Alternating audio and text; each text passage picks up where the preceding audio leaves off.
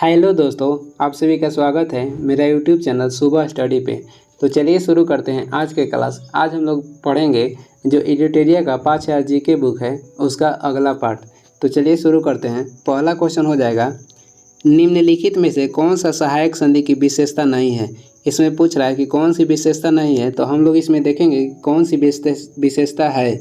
तो विशेषता कौन सी है सहायक संधि का, तो देशी रियासतों को एक ब्रिटिश रेजिमेंट रखना होता है। देशी रियासतों की विदेशी नीति कंपनी की अधीन होगी। कंपनी की सेना का खर्च रियासत उठाएगी। ये सब सहायक संधि की विशेषता थी। 2 नंबर देखते हैं, निम्न में से किस समाचार पत्र पर वर्नाक्यूलर प्रेस एक्ट के तहत कार्यवाही की गई थी। तो इसमें हो जाएगा Bharat Mihir. Vernacular press act Lord Lytton ने लागू किए थे 1878 में, और ख़त्म किए मतलब किसने समाप्त किया था, तो लॉर्ड रिपन 1882 में। आगे देखते हैं। 3 नंबर क्वेश्चन हो जाएगा, इंडिपेंडेंस नामक समाचार पत्र किनके द्वारा प्रकाशित या संपादित किया गया था। मोतीलाल नेहरू द्वारा। 4 नंबर हो जाएगा, बाल हत्या प्रथा किस प्रेसिडेंसी में अधिक थी। बंगाल प्रेसिडेंसी में अधिक थी। और बाल हत्या प्रथा या सती प्रथा पर रोक किसने लगाया था, लॉर्ड विलियम बेंटिक ने। 5 नंबर देखते हैं, रेशमी रुमाल षड्यंत्र किससे संबंधित है। मौलवी उबैदुल्लाह सिंधी से। आगे देखेंगे। 6 नंबर क्वेश्चन हो जाएगा, असहयोग आंदोलन के लिए प्रस्ताव किस कांग्रेस अधिवेशन में पारित किया गया था। तो नागपुर अधिवेशन में पारित किया गया था। उस समय कांग्रेस के अध्यक्ष थे विजय राघव चारियर। और 1920 में कांग्रेस के 2 बार अधिवेशन हुआ था। पहला हुआ था नागपुर में और दूसरा हुआ था कलकत्ता। नागपुर के अध्यक्षता किए थे विजय राघव चारियर, और 1920 में जो कलकत्ता अधिवेशन हुआ था उसका अध्यक्ष थे लाला लाजपत राय।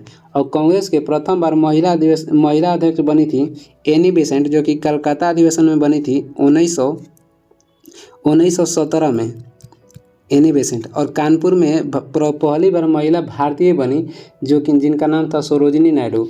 और कब बनी थी, तो 1925 में और कानपुर अधिवेशन में।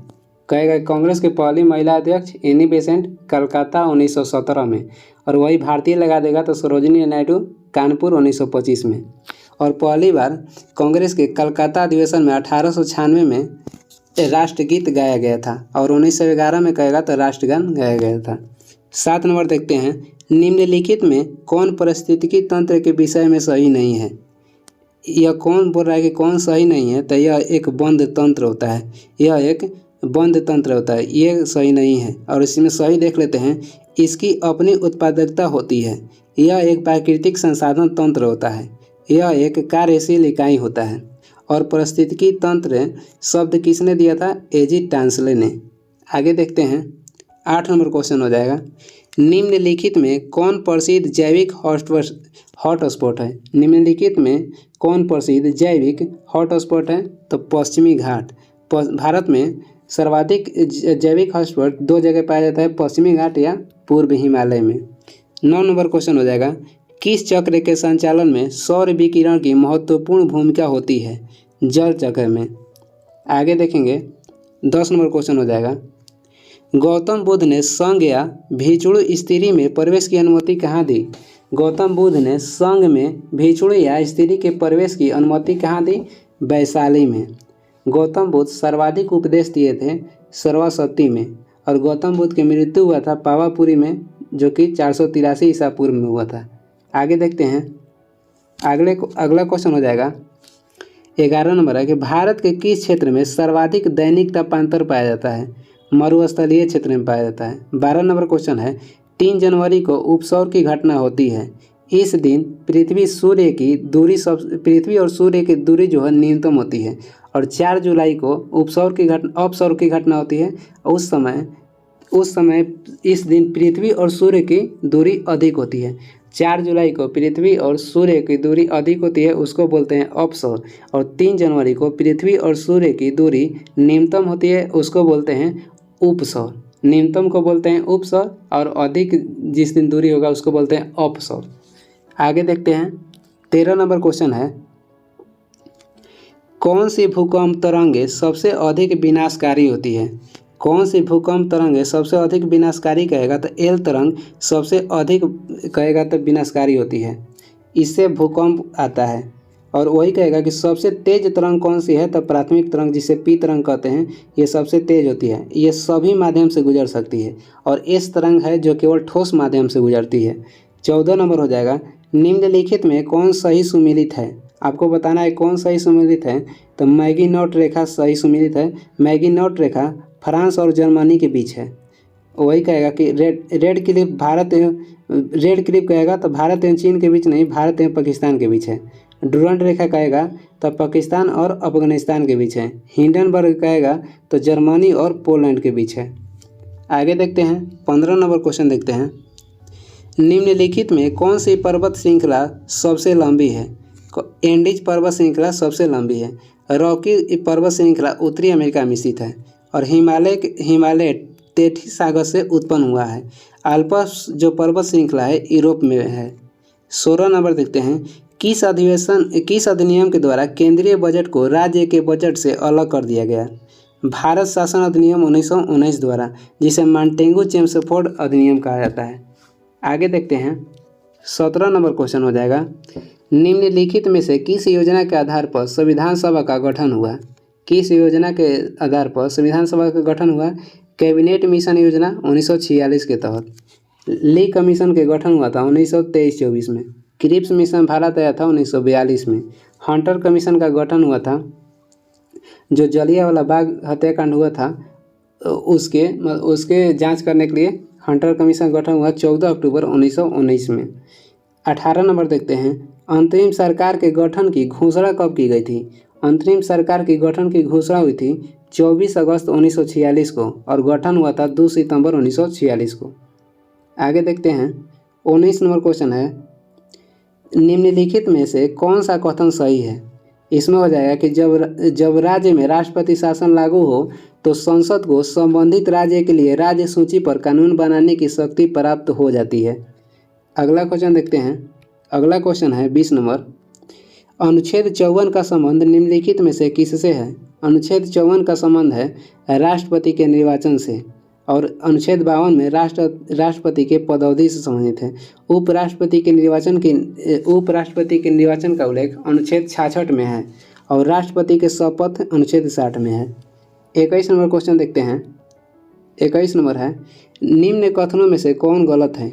इसमें बताना है कि कौन गलत है, तो जो सही है वो हम देख लेते हैं। इसमें गलत सी हो जाएगा, हम लोग जो सही है वो देख लेते हैं। राज्य लोक सेवा आयोग के सदस्य अध्यक्ष की नियुक्ति राज्यपाल के द्वारा की जाती है।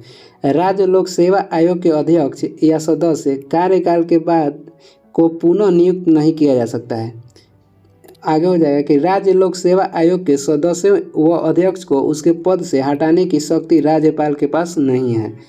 निम्न में से कौन आरबीआई के मौद्रिक नीति के मात्रात्मक उपकरण है। इसमें हो जाएगा वैधानिक तरलता अनुपात, नगद आरक्षित अनुपात, खुले बाजार की क्रियाएं, ये तीनों हो जाएगा। 24 नंबर क्वेश्चन है, प्रधानमंत्री किसान संपदा योजना का मुख्य उद्देश्य है। इसका मुख्य उद्देश्य है खाद्य प्रसंस्करण को बढ़ावा देना। और मुख्य प्रधानमंत्री किसान संपदा योजना कब चालू किया गया था, तो अगस्त 2017 में। इसका मुख्य उद्देश्य है खाद्य प्रसंस्करण को बढ़ावा देना। आगे देखते हैं 25 नंबर क्वेश्चन हो जाएगा, निम्नलिखित में से कौन सी समिति एफआरबीएम अधिनियम से संबंधित है। एफआरबीएम अधिनियम से संबंधित कौन सी समिति है, तो एनके सिंह समिति। एफआरबीएम का मतलब है राजकोषीय घाटा कम करना। वही देखते हैं कि विमल जालन समिति का संबंध किससे है, तो नए बैंक का लाइसेंस की जांच करना। और रघुराजन समिति का संबंध है वित्तीय क्षेत्र को सुधार करना। विजय केलकर समिति का संबंधित है सार्वजनिक एवं निजी क्षेत्रों का साझेदारी करना। आगे देखते हैं 26 नंबर हो जाएगा, निम्नलिखित में से कौन सा संस्था न्यूनतम समर्थन मूल्य यानी कि एमएसपी के बारे में भारत सरकार को सिफारिश करता है। कृषि लागत एवं मूल्य आयोग। 27 नंबर हो जाएगा, सीता अध्यक्ष का संबंध था भूमि कर विभाग से। आगे देखते हैं अगला क्वेश्चन हो जाएगा 28 नंबर है, कश्मीर के क्षेत्रीय इतिहास का सजीव वर्णन मिलता है। कश्मीर का क्षेत्रीय इतिहास का सजीव वर्णन मिलता है रजत रंगड़ी में, जिसका लेखक थे कलहड़।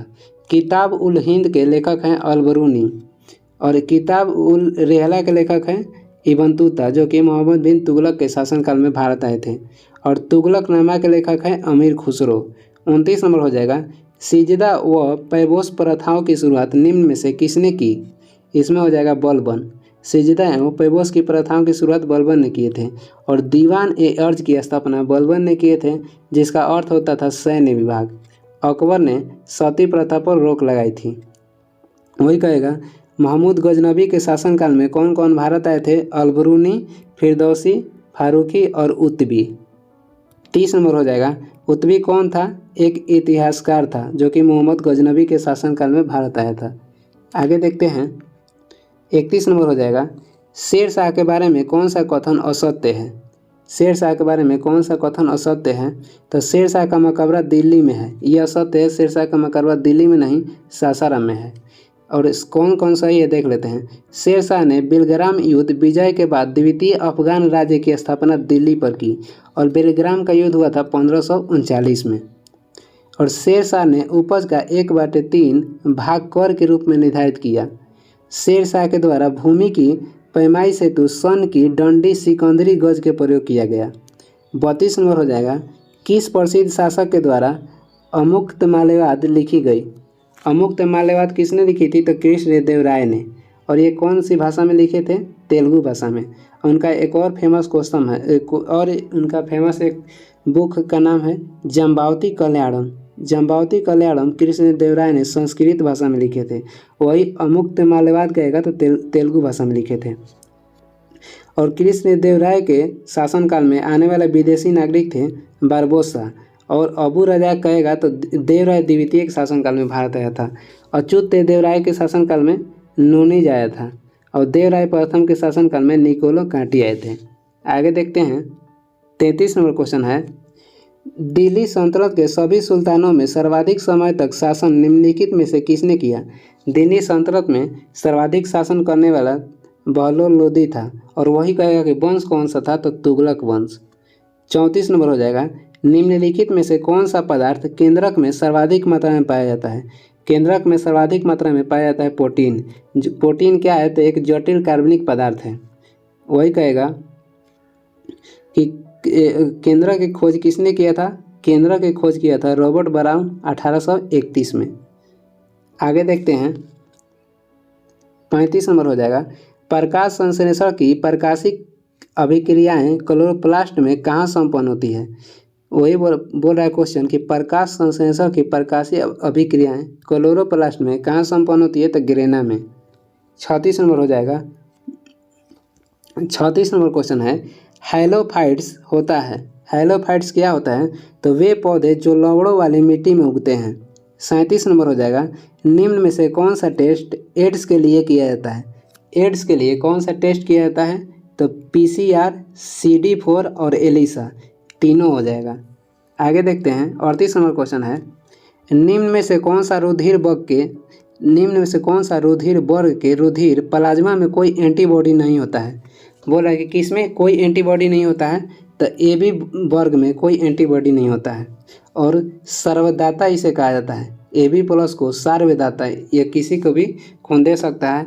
और सार्व आदाता कहेगा, AB को सार्व आदाता कहा जाता है, ये किसी से भी खून ले सकता है। और O को सार्वदाता कहा जाता है, ये किसी के भी खून दे सकता है। O नेगेटिव को सार्व आदाता, ये किसी से ले सकता है, AB+। अगला क्वेश्चन हो जाएगा, ट्रिपल वैक्सीन DPT में कौन सा एक नहीं होता है? DPT में कौन सा नहीं होता है? यानी कह रहा है कि DPT के टीका किसके लिए नहीं दिया जाता है? तो पीलिया के लिए। पीलिया यकृत को प्रभावित करता है। DPT के टीका दिया जाता है डिप्थीरिया में और प्रोटूसिस में, जिसको काली खांसी बोलते हैं, और टेटनस में। टेटनस प्रभावित करता है तंत्रिका तंत्र को। और वही कहेगा डिप्थीरिया तो गला को प्रभावित करता है। 40 नंबर क्वेश्चन हो जाएगा, अल्फा कण का द्रव्यमान हीलियम के एक अणु के बराबर होता है, इसके आवेश किसके बराबर होता है? तो 2 प्रोटॉन के। आगे देखेंगे, 41 नंबर हो जाएगा, न्यूटन के किस गतिकी नियम से बल का व्यंजक प्राप्त होता है? तो द्वितीय गतिकी नियम से बल का व्यंजक होता है फोर्स बराबर द्रव्यमान गुणे त्वरण। आगे देखते हैं, 42 नंबर हो जाएगा सिलिकॉन, जर्मेनियम, कार्बन आदि पदार्थ की प्रतिरोधकता ताप बढ़ाने पर क्या होती है? तो घटती है। 43 नंबर हो जाएगा निम्न में से किस तत्व का सर्वाधिक समस्थानिक है? सर्वाधिक समस्थानिक होता है पोलोनियम के, 27 होता है। और ऑक्सीजन और हाइड्रोजन का समस्थानिक की संख्या तो 3 होता है। आगे देखते हैं 44 नंबर क्वेश्चन हो जाएगा हाइड्रोजन को जलाने से क्या बनेगा? हाइड्रोजन को जलाने से पानी बन जाता है। 45 नंबर देखते हैं ग्रेफीन होता है, ग्रेफीन क्या है? तो कार्बन का नैनो प्रतिरूप। आगे अगला क्वेश्चन हो जाएगा 46 नंबर विश्व रक्तदान दिवस कब मनाया जाता है? विश्व रक्तदान दिवस मनाया जाता है 14 जून को। 47 नंबर देखते हैं निम्नलिखित को सुमेलित करें। प्लाज्मा अनुसंधान के संस्थान कहाँ है? तो गांधीनगर। वही राष्ट्रीय समुद्री विज्ञान संस्थान कहेगा तो पणजी गोवा। केंद्रीय खाद्य प्रौद्योगिकी अनुसंधान संस्थान मैसूर में है। भारतीय मौसम विज्ञान संस्थान कहेगा तो दिल्ली में है। आगे देखते हैं अगला क्वेश्चन हो जाएगा पंचरात्र का संबंधित किस धर्म से है? पंचरात्र का संबंध किस धर्म से है? तो वैष्णव धर्म से। वही कहेगा कि पंचतंत्र एक पुस्तक का नाम है, किसने लिखा था? तो विष्णु शर्मा। पंचतंत्र के लेखक कहेगा तो विष्णु शर्मा। आगे देख लेते हैं आगे कुछ वन लाइनर 2 क्वेश्चन और बच जाता है। 49 नंबर है एकमात्र भारतीय जिसे रसायन के क्षेत्र में नोबेल पुरस्कार प्रदान किया गया वे कौन है? तो वेंकटरमन रामकृष्णन। 50 नंबर क्वेश्चन हो जाएगा भारतीय नौसेना की पहली महिला पायलट लेफ्टिनेंट शिवांगी स्वरूप बनी है, वह किस राज्य की रहने वाली है? बिहार की। भारतीय नौसेना की पहली महिला पायलट लेफ्टिनेंट शिवांगी स्वरूप बनी, वह किस राज्य की रहने वाली है? बिहार के। आगे कुछ वन लाइनर महत्वपूर्ण क्वेश्चन है, देख लेते हैं। इसमें हो जाएगा ऋग्वेद। ऋग्वेद क्या है? तो ये ऋग्वेद सबसे प्राचीन वेद है। इस वेद में ऋचाओं को पढ़ने वाले को होर्त कहा जाता है। इस वेद के 3रे मंडल में गायत्री मंत्र का उल्लेख है। इस वेद के 9वें मंडल में सोम देवता का उल्लेख है। इस वेद के 10वें मंडल में 4 वर्ण यानी कि ब्राह्मण, क्षत्रिय और वैश्य शूद्र का उल्लेख है। इस वेद में इंद्र के लिए 250 एवं अग्नि के लिए 200 ऋचाओं की रचना की गई है। आगे देखते हैं आगे हो जाएगा कि गोत्र शब्द का सर्वप्रथम उल्लेख ऋग्वेद में ही किया गया है। इस वेद में गाय के लिए अघन्य शब्द का प्रयोग किया गया है। ये अब आगे देखते हैं। इसके बाद होगा यजुर्वेद। इसके ऋचाओं को पढ़ने वाले को अर्ध्यायु कहा जाता है। यज्ञों के नियमों एवं विधि विधान का संकलन इसी में मिलता है यजुर्वेद में। इस वेद में बलिदान विधि का भी उल्लेख किया गया है। यह गद एवं पद दोनों में है। यजुर्वेद गद एवं पद दोनों में है। आगे है सामवेद। सामवेद इसमें इसके ऋचाओं को पढ़ने वाले को उद्रात कहा जाता है। इस वेद को भारतीय संगीत का जनक कहा जाता है। अथर्ववेद जो कि सबसे अंतिम वेद है। इस वेद में सर्वप्रथम औषधि का उल्लेख मिलता है। इसमें सभा एवं समिति को प्रजापति की पुत्रियां कहा गया है। वेदों की संख्या हो जाएगा 4, वेदांग की संख्या कहेगा तो 6, पुराणों की संख्या हो जाएगा 18, उपनिषद की संख्या हो जाएगा 108। ऋग्वेद में सूक्त कितना है? तो 1028। अब कहेगा ऋचाएँ कितना है? तो 10,462। ये वीडियो का लास्ट क्वेश्चन था और वीडियो को लास्ट तक देखने के लिए धन्यवाद। और वीडियो आप लोग पसंद आए तो लाइक कर दीजिएगा और चैनल पर नए हैं तो सब्सक्राइब जरूर कर दीजिएगा। Thank you.